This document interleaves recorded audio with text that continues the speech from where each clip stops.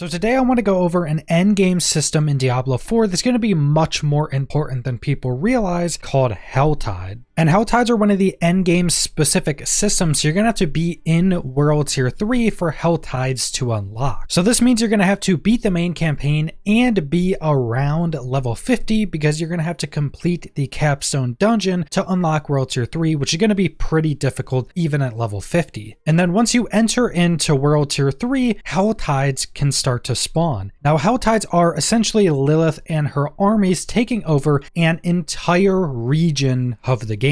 And Diablo 4 is going to launch with 5 regions, so a fifth of the map is going to be taken over by this Helltide. The region's going to get really dark, it's going to look completely different, and it's going to be invaded by these legions of demons. Now besides this region looking graphically different during a Helltide and being completely invaded by demons, a lot of the other activities that could be in this region are going to change pretty heavily as well. First off, all the enemies in a Helltide are going to be much more difficult than the normal enemies you would find in the difficulty you're in. And generally this should mean you're getting a bit more loot than you normally would be, but one of the main pieces of Helltides are going to be the new currency you're obtaining called cinders. So basically anything you do in a Helltide is going to give you cinders. Killing enemies, killing bosses, completing events, anything you do is going to give you this Helltide specific currency. Now this currency is used on Helltide caches that you'll randomly find scattered throughout a Helltide. Now the most important part of these caches is that every cache is going to give you a specific loot type. So this cache would give you boots, this cache would give you two-handed weapons, this cache would give you chest pieces. So this means this is going to be a very important part of the end game because you can target farm specific pieces of loot, or at least specific slots of loot. Now continuing with the theme of Helltides being much more dangerous, you're going to lose half of your cinders anytime you die. And you can't go pick these back up. You just lose half your cinders when you die, which ups the stakes pretty heavily, especially when compared to most other content in the game. And not only that, but Helltides are going to have a limited amount of time. And once the Helltide in that specific region is over, you lose all of your cinders. So you have to go spend all of your cinders you've been farming in that specific Helltide, or you just lose them all when that Helltide ends. And Helltides are going to be on for 1 hour, off for 1 hour. So when a Helltide spawns, it lasts an hour, then there's going to be no Helltide for an hour, and then a new one's going to spawn for another hour. Meaning you have a pretty limited amount of time to farm up cinders, find the chest you actually want to use, or that has the loot type you're looking for, because you don't necessarily know where all of these chests are, and then spend all of your cinders before you die or before that Helltide ends. So while you're looking to farm up all of these cinders, these Helltides are actually going to have a lot of new content within them, because besides the zone just looking completely graphically different, being filled up with all these demons, it's actually going to change all of the open world events that would be in that region. So normally if you're just walking around the open world, the random events can pop up. They usually have an orange circle and you can go complete those for additional loot. The Helltides are going to have their own versions of all of these events that are most likely going to be much more difficult than normal events and are going to award you with a lot more cinders and then additional loot. But then there's also going to be roaming bosses within these Helltides. And these aren't just going to be like a roaming rare or roaming champion. There's actually going to be roaming bosses within the Helltides that are actual boss fights. So they're going to be very difficult like normal boss fights, and presumably these are going to be some of the best ways to get large amounts of cinders if you're strong enough to actually go defeat these bosses. Now you don't necessarily have to do this yourself, and you don't necessarily need to be doing this all yourself because you could group up with people, but since this is in an open world area, anybody else that's in your instance in this area can also help you fight enemies. And I think there can be like 8 other people in a region at a time in your same instance, so you could potentially have that many people running around helping each other fight all of these enemies and kill all these different big roaming bosses. And a few other things to note with the chest that you're trying to use your cinders on is that these are randomly spawned in every new Helltide. So like I mentioned, you're not going to know exactly where these are. So you're going to have to explore around the region to find the different Helltide chests and try to find the chest you actually want to spend your cinders on. But we actually have some new information from Riker, because if you saw the last developer livestream, Riker was the co-host of that, and he got to play a bunch of the endgame content while he was at the Blizzard campus. And one of the things he mentioned in his video, which I'll have linked in the description, is that there is also a kind of Uber chest you can find in the Helltides. And this is protected by basically an Uber boss as well, meaning that there is even going to be kind of another tier of boss and chest in these different Helltides. Now, it doesn't sound like these are always going to spawn, so this may be more of a rare event, but there's even something more difficult than all the other difficult enemies and bosses in the zone, and another chest that's kind of a higher tier to all of the other Helltide caches you'd be finding around the zone. Now, we're not exactly sure what this chest is actually going to entail. Maybe it's going to be guaranteed to be a higher quality of items or a higher rarity of gear piece to draw from it, but I do think it is really cool to have these kind of more rare spawns, but just to have this super difficult like Uber boss protecting a much more valuable chest in these Helltides. Now, I'm generally a fan of pretty much everything we know about this system. It's a much more high stakes piece of content in the game. It's much more difficult. It gives you targeted loot farming, which is always a very big boon in loot driven games. And it can definitely break up you farming all the other infinitely farmable pieces of content in the game. But I think one of the possible issues with this is the timer that it's on. Now, it's on a pretty forgiving timer. It's up for an hour, then there's no Helltides for an hour, then there's another Helltide for an hour. But I could see this potentially being an issue, and maybe a lot more so for people who don't have as much playtime, because they may get on for a few hours a day and Helltide was just ending, so then they have to wait another hour and then a Helltide comes up. So a lot of people may actually end up missing out on a lot of Helltides, but also just the fact that it is technically time gated, even though it's very forgiving in how much it is time gated. And these Helltides would obviously be balanced around them being up for an hour, so they would be dropping a certain amount of cinders because they're up for that hour, causing you to make these hard choices on what chest you actually want to spend your cinders on. Maybe you haven't found that exact chest you want and the Helltide's about to end, so you just have to spend your cinders on the next best chest you can actually find. So there is quite a lot of gameplay and hard decisions to be made within that, but I could definitely see there being a lot of feedback that people want these Helltides to last longer, and I could definitely see them actually increasing the timer of Helltides if a lot of people want these to last longer, and they could essentially just say double the time, make it last for 2 hours, and then reduce cinders gained by like 25% or something like that. There's a lot of ways they could go about increasing the timer, but basically everything besides the slight time gating on this, I'm a pretty big fan of, as mentioned. And like mentioned, I think these Helltides are going to be a lot more important than a lot of people are realizing, and I've definitely seen a lot of people almost writing off these Helltides as kind of just some additional enemy farming, but because you're able to target farm loot, this is easily going to be one of the best farming spots when you're trying to find a specific item or complete builds, because a lot of times you need like one specific item in a specific item slot to maybe get a build to a point where it's worth using or it's strong enough to go do, say, a new capstone dungeon. And then once you get to the very end game and have a lot of your build created, you have a lot of the items you want, there's almost always those handful of slots you just can't find the item that you're looking for. And going and doing a Helltide and opening up chests that only give you, say, boots when you're looking for boots is just going to be a massive boon and a massive help when you're trying to complete your build or get that one item slot you've been looking for to start that build. But that's pretty much all I want to go over, so thanks for watching.